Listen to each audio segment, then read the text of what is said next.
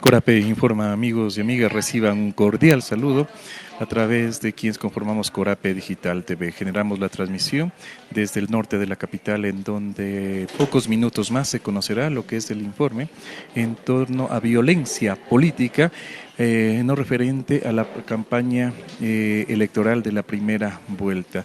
Este informe parcial sobre violencia política en las elecciones anticipadas 2023 es lo que en breves minutos se conocerá a través de los observadores del Observatorio Ciudadano de Violencia Política.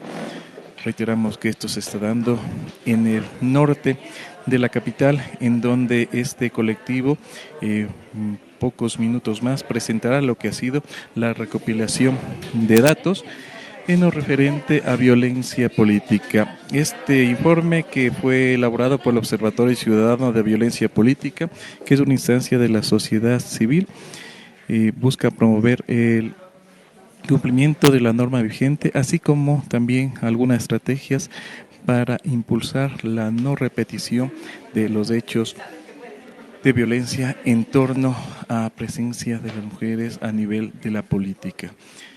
Escuchemos a los principales representantes.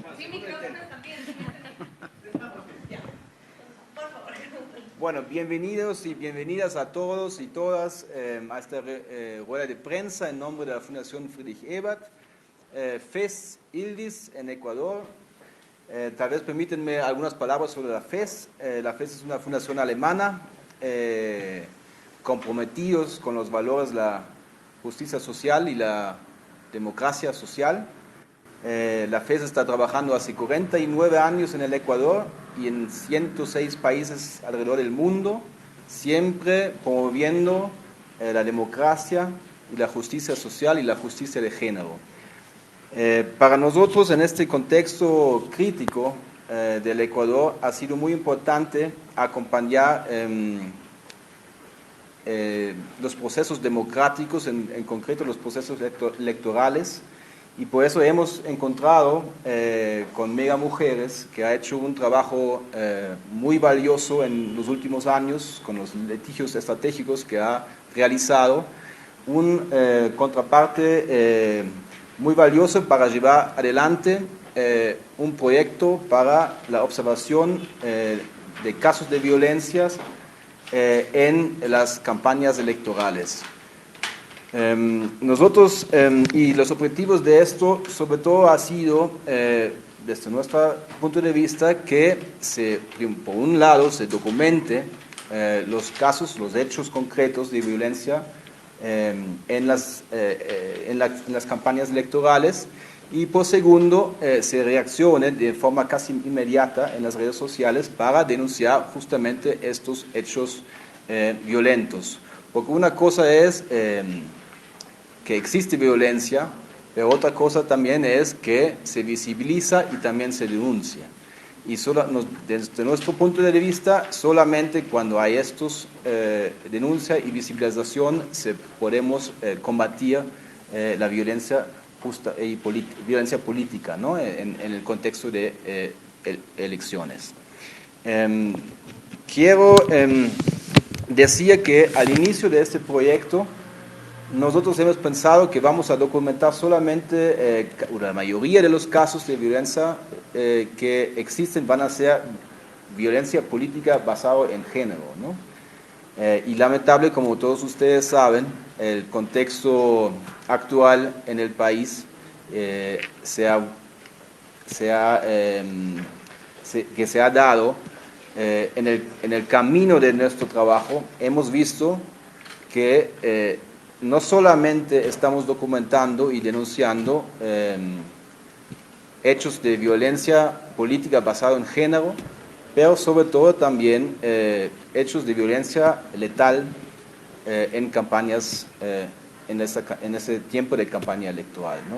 Entonces ha sido un cambio en el enfoque que antes hemos plasmado, ¿no? Y eso también me parece es importante mencionar, porque eso nos debe hacer llamar la atención por la grave crisis que enfrenta no solamente en términos de seguridad de la sociedad, pero sí también la democracia del Ecuador en sí. Quiero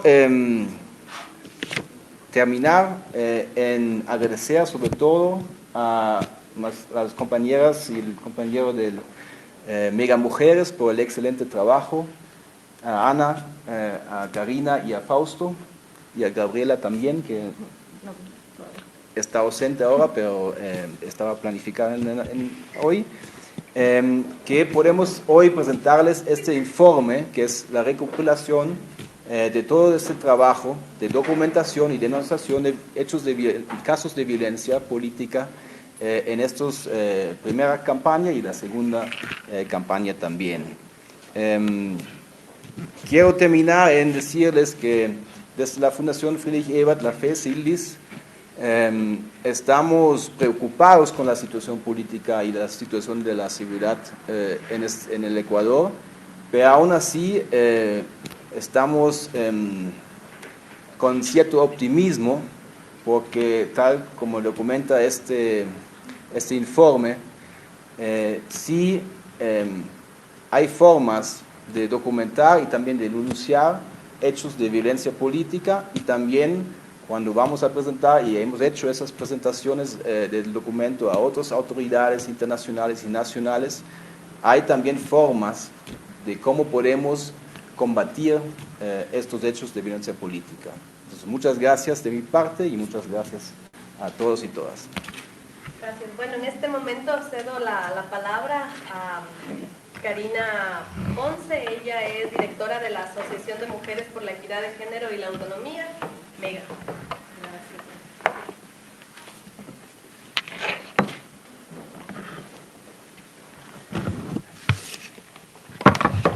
Buenos días, estimados medios de comunicación. Muchas gracias por acompañarnos el día de hoy.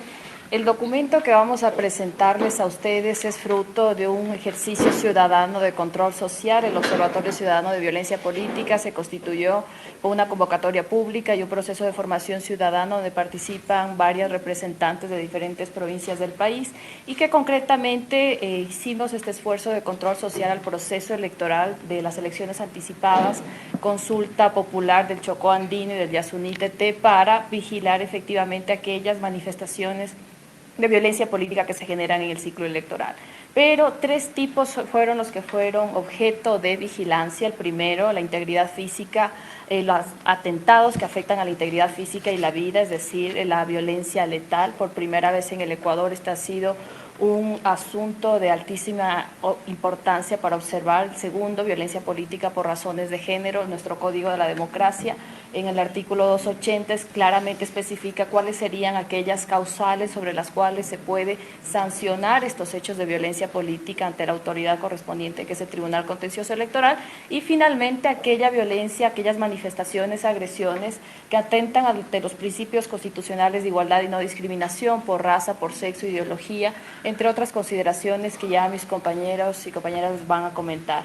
Me gustaría arrancar con el primer tipo de observancia. Este tipo ha sido uno de los que hemos identificado en el país por primera vez, se comienza a levantar, y que los datos no son nada alentadores y que ustedes van a tener acceso en el documento que les vamos a compartir. Y sobre eso hicimos un ejercicio de observancia del año 2022 y 2023 para poder tener una mirada comparada de cómo representó la violencia política en las elecciones anticipadas. 88 casos fueron los que se registraron de violencia que afecta a la integridad física y a la vida. De estos 82 casos, el 16% fue dirigido hacia mujeres y el 84% a hombres. De estos 88 casos, solo en las elecciones anticipadas fueron 21, 24% a mujeres y 76% a hombres, y en promedio cada 5 días había un nuevo ataque dentro del proceso electoral, proceso que, a propósito, cabe mencionar que ha sido bastante rápido por la misma dinámica de las elecciones anticipadas, que es una elección atípica del proceso ordinario que generalmente se realiza. Ahora, ¿dónde están dirigidos estos ataques? Estos ataques están dirigidos el 86% a líderes políticos, es decir, a quienes actúan como candidatos a autoridades de elección popular y autoridades de designación, y el 14% fueron dirigidos a familiares y cercanos. Que la violencia letal no solo fue dirigida hacia los actores políticos, sino también hacia sus familiares, como una acción de intimidación también. En las elecciones anticipadas, estos ataques estuvieron el 43% a candidatos, el 24% autoridades de elección popular, el 14% autoridades de designación y el 5% otros actores políticos como ex candidatos, entre otras dignidades. ¿En qué se concentraron estos ataques? El 34% fueron asesinatos, el 48% atentados, el 10% amenazas, el 5% secuestros y el 3% asaltos. Entre estos está el magnicidio hacia el candidato a la presidencia de la República, Fernando Villavicencio, sobre el cual fueron uno de los hechos que marcó el proceso electoral de las elecciones anticipadas.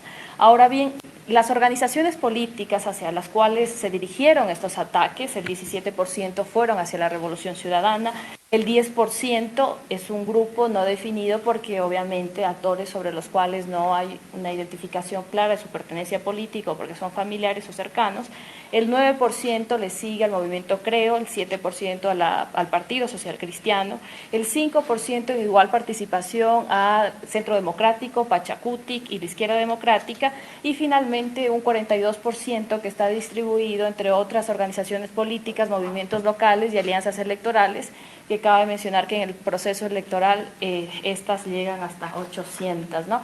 En ese sentido, ustedes van a encontrar la información desagregada y mi compañera Ana les va a comentar sobre el segundo tipo de observancia, que es la violencia política por motivos de género.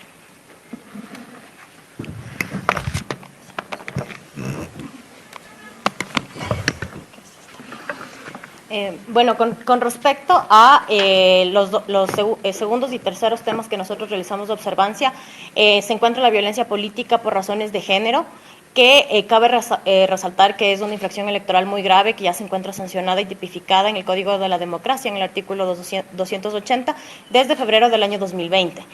Como decía Constantin, precisamente estos procesos de observancia tienen como finalidad de llamar a la sociedad en general y darles a conocer que estas infracciones ya se encuentran sancionadas, que es necesario denunciarlas y que también ya existen sanciones. Existen 6 sentencias a nivel nacional con una sentencia en contra de las personas que han sido declaradas culpables de cometer violencia política por razones de género. Estas sentencias han traído como consecuencia, dentro de ellas, la destitución y suspensión de derechos políticos de 3 alcaldes y un presidente de la Junta Parroquial a nivel nacional.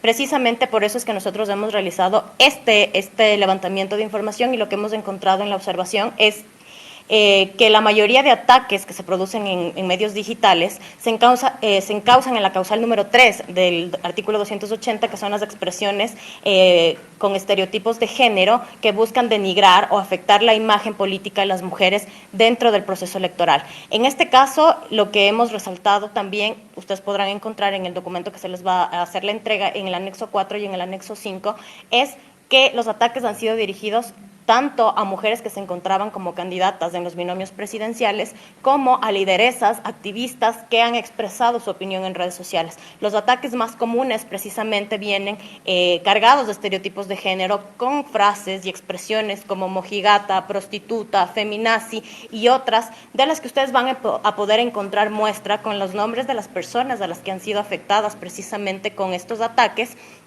Y adicionalmente a eso, ustedes podrán encontrar cuál es la causal de estas expresiones. Cabe recalcar que la causal número 7 también es difundir imágenes que con estereotipos de género también busquen denigrar a las mujeres que se encuentran dentro del proceso electoral. Y esta observación no termina con la primera vuelta. Si bien este es un informe parcial, nosotros continuamos realizando un levantamiento de información para poderles exponer los ataques en redes sociales que han sufrido la candidata, en este caso a la presidencia de la República, y la candidata a la vicepresidencia de la República de manera principal, con estereotipos basados en género. Más allá de la pertenencia o el discurso político, la violencia que se ha ejercido en su contra tiene mucho que ver con estereotipos, y es lo que nosotros estamos exponiendo, por lo que ustedes van a poder encontrar una muestra más clara y sobre todo entender que este proceso también ya tiene una sanción, para que las personas que hacen este tipo de expresiones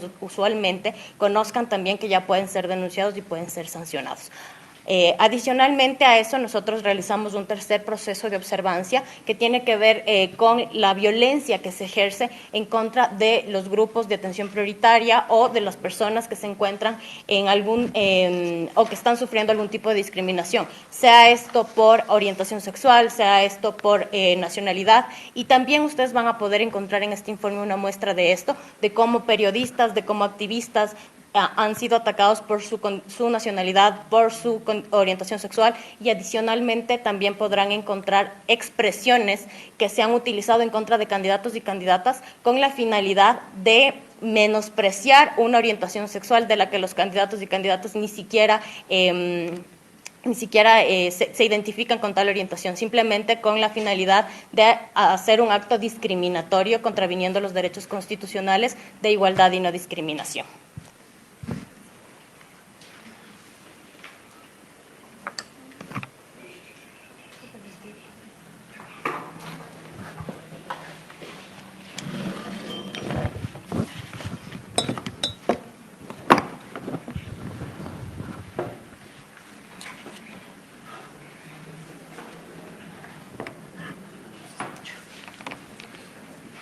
Buenos días, muchas gracias su presencia.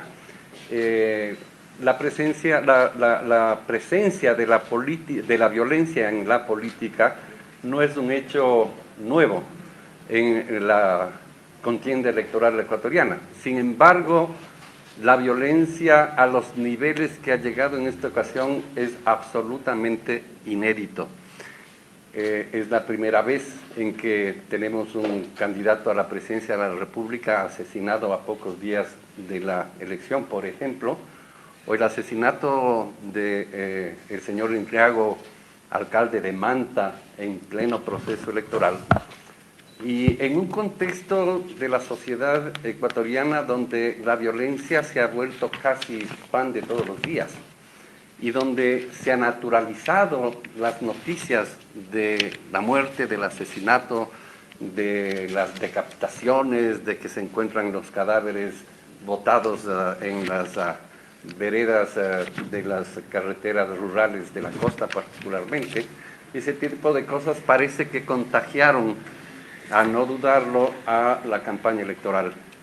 Y obviamente este contexto tiene que ver desde nuestra perspectiva a la intensa lucha de grupos de delincuencia organizada por el control del territorio a fin de garantizar su acción ilícita relacionada con actividades de narcotráfico, de tráfico de personas o cualquier otro delito de esta naturaleza, y que cuando se tiene la posibilidad de ese control, significa también, o ese control se lo obtiene también a través de permear las instituciones democráticas. Hablamos de las propias candidaturas, de algunas candidaturas de algunas organizaciones políticas, de la posibilidad del acceso a espacios de poder, de la posibilidad de acceso a permear la policía, las Fuerzas Armadas, el sistema judicial, objetivo que al parecer se ha cumplido parcialmente al menos, y que tiene el país envuelto en una crisis de las instituciones democráticas muy grave. Los datos que acaban de presentarse nos dejan claro un proceso electoral donde hay 88 personas asesinadas, de las cuales 21 están directamente relacionadas con su condición de actores del proceso electoral. Eso es inédito en la vida del país. Y lo que más nos preocupa en este resumen de nuestras conclusiones es el papel jugado por la autoridad electoral, el papel jugado por los propios actores políticos y el papel jugado por la sociedad. Respecto de la autoridad electoral, nos parece que ha habido una deficiencia en asumir un control mucho más irrestricto de, por ejemplo, los temas de financiamiento de la política. El financiamiento de la política no está claro cuánto está permeado respecto de presencia de dinero mal habido. Y esto tiene que ver, en lo fundamental, por la ausencia de la acción de control de la autoridad electoral, respaldadas en ocasiones en declaraciones en una supuesta inexistencia de normas suficientes, lo cual no es verdad. Hay mandato constitucional, hay obligación de aplicar la norma constitucional inclusive de manera directa, que no haría falta, porque en el Código de la Democracia ustedes encuentran una gran cantidad de artículos que se refieren a este papel de control y a los procedimientos para el control.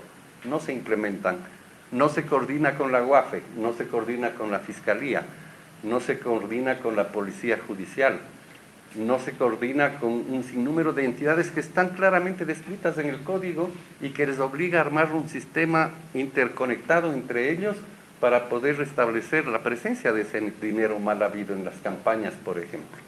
Nada se ha hecho al respecto y hay norma expresa en el Código. Una segunda gran preocupación tiene que ver con el papel cumplido por los propios actores políticos, donde no han dudado en llevar adelante, digamos, un nivel violento de campaña, un nivel no de debate democrático, puede ser absolutamente contrapuesto en las concepciones, pero no necesariamente violento. Y este nivel de violencia también se ha acrecentado en algunos actores políticos. Y finalmente la postura de la sociedad y de los electores, donde hay una suerte de resignación. Nos parece que hay que llamar la atención a aquello y tal vez emprender también en la recuperación de valores democráticos y de una política que promueva pues el debate político en paz, el debate político entendiendo que la competencia electoral no es sino esa, una competencia por un espacio de poder en donde hay ganadores y perdedores, donde el perdedor debe reconocer su condición y el ganador, digamos, no ufanarse de tal cosa y no agredir al perdedor. Estos son elementos que hay que recuperarlos y creemos que los datos hasta aquí expuestos y lo que ha sucedido nos permiten concluir que es necesario continuar en una acción para denunciar, pero para buscar también soluciones y que seguramente estarán mejor sistematizadas en el informe final de este proyecto que terminará luego de la segunda vuelta electoral. Quizás no hay preguntas para que puedan, solo mando y Y escuchábamos también a parte de los integrantes de este Observatorio Ciudadano de Violencia Política, quienes han dado a conocer algunos de los datos recopilados. Un dato que ha llamado la atención es que se registraron 82 casos de violencia de género durante la primera vuelta electoral. También ha llamado la atención de organismos internacionales lo que pasó con el ex candidato presidencial Fernando Villavicencio. En lo referente se ha señalado que se continuará con el proceso de verificación en lo que va a ser esta segunda vuelta electoral. Es el informe que les hemos llevado desde aquí, desde el norte de la capital. Recordamos que la información la encuentra en Corape Digital TV.